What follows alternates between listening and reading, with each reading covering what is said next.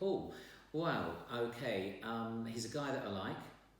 We are very different but very similar. People have termed us peas in a pod, which is interesting because I think you could search for many, many years to try and find somebody that perhaps looks a bit like you, or people recognise that there's a look-alike.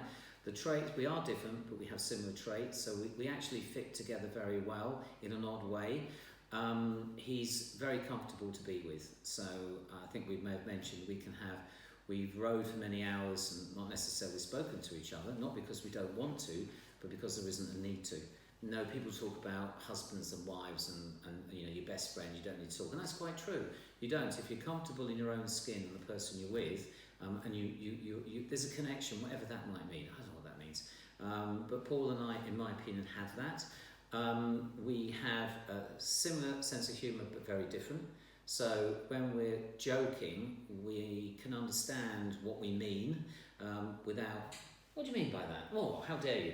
And it's very difficult. I think we have, psychologically, we've already set up boundaries. We've not talked about this. So we know where to tread.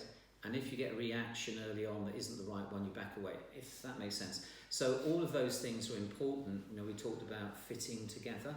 So if you said, if I had a choice of people to row the Atlantic with, if I had a choice to row the Atlantic with, and there were 4 or 5 different characters, it would be Paul's character that I would select that fits with me and how I see spending 60 days at sea.